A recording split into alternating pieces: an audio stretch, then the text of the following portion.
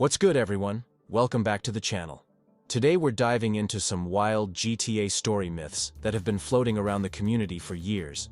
These theories sound pretty convincing at first, but when you actually look into them, they fall apart faster than your car after a 5-star wanted level. Let's start with probably one of the most popular myths about GTA 3. The idea that Claude, our silent protagonist, was actually muted by a rival gang before the events of the game.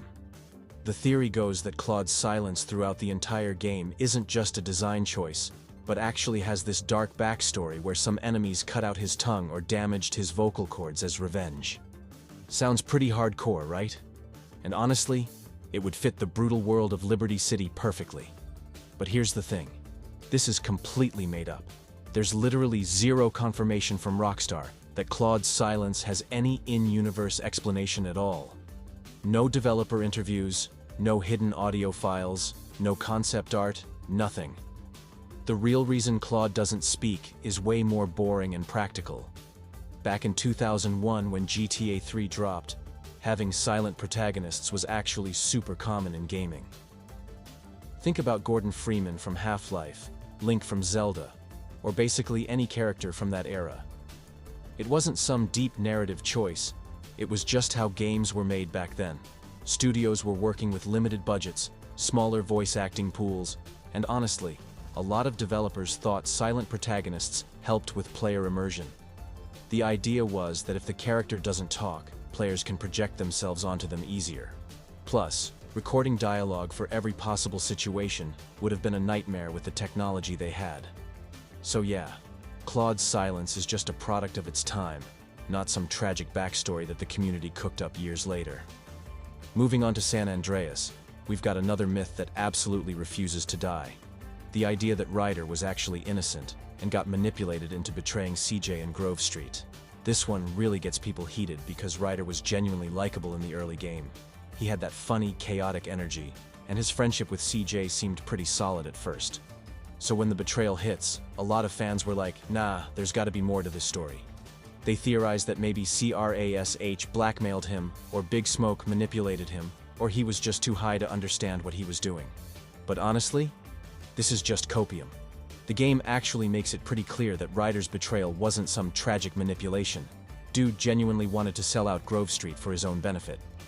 If you replay the early missions and actually listen to his dialogue, there are tons of hints that Ryder never really respected CJ or cared about Grove Street loyalty. He's constantly talking down to CJ, making snide comments about him leaving for Liberty City, and showing way more interest in trade and easy money than family bonds. The guy literally says stuff like Grove Street ain't the same, but not in a nostalgic way. More like he's already checked out mentally. Ryder saw an opportunity to get rich and powerful by siding with Tenpenny, and he took it without hesitation. There's no deeper story here. Sometimes people just choose greed over loyalty, and that's exactly what Ryder did. Next, the Michael DeSanta witness protection myth from GTA 5. This one's actually kind of tricky because it's not completely wrong, but it's not exactly right either. So many players are convinced that Michael was living under an official witness protection program, getting that sweet government protection and funding for his fancy Rockford Hills lifestyle. The theory makes sense at first glance. Guy pulls off a massive heist, fakes his death, then shows up years later, living in luxury, with a new identity. Classic witness protection vibes, right? Michael's situation is way messier than actual witness protection. Yeah, he absolutely made some kind of deal with the FIB, but it wasn't the clean, official program that people think it was. Real witness protection comes with serious restrictions. You get relocated, sure, but you also get constant monitoring, limited contact with your past life, and definitely not enough funding to buy a multi-million-dollar mansion in one of Los Santos's most expensive neighborhoods.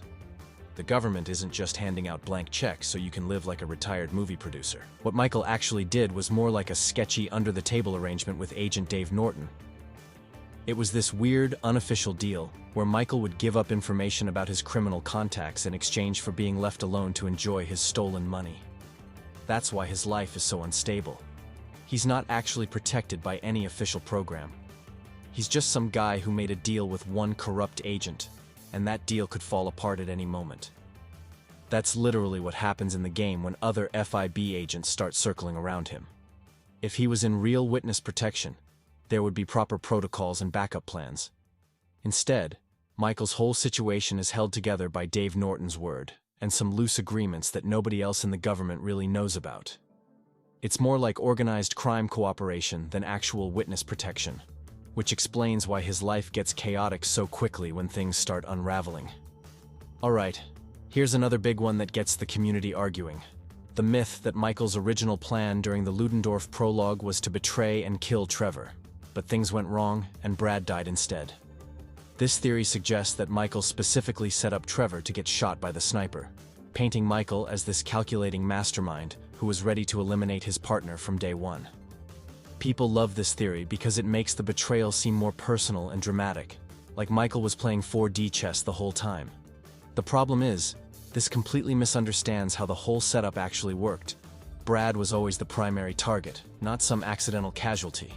When you piece together the timeline and Dave Norton's explanations throughout the game, it becomes pretty clear that the FIB wanted Brad taken out specifically. Brad had a longer criminal history, more serious charges hanging over him, and was generally considered a bigger threat to their operations. The guy was basically a loose cannon with nothing to lose, which made him dangerous to everyone involved, including Michael's potential cooperation deal. Trevor surviving the prologue wasn't part of Michael's plan either. It was just dumb luck and Trevor's paranoid nature kicking in.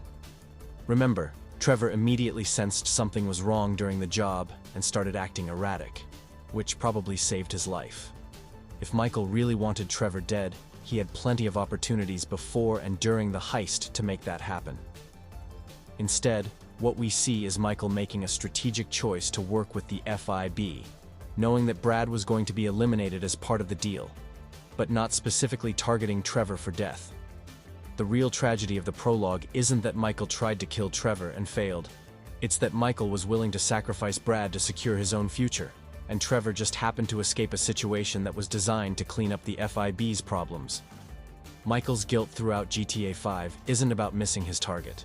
It's about knowing he sold out his crew to save himself, and that Brad died because of his choices. That's way more complex than just Michael tried to murder Trevor but got the wrong guy. Let's talk about one of the most persistent GTA 4 myths out there. The idea that Roman's death in the deal ending is the canon choice, and that Niko officially chose revenge over his cousin's life. This theory gets thrown around constantly in forums and comment sections, with people arguing that the darker ending makes more narrative sense for Niko's character arc. They point to how brutal and unforgiving Liberty City is, suggesting that Rockstar would obviously pick the more tragic conclusion as the real ending.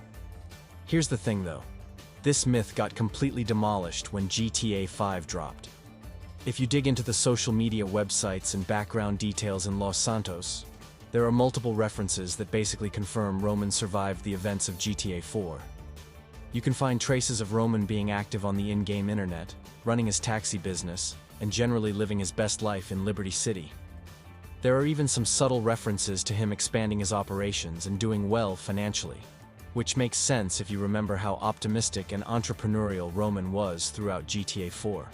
What's really interesting is that Rockstar seems to have deliberately chosen the revenge ending as canon, specifically because it fits better with Roman's character development throughout the game.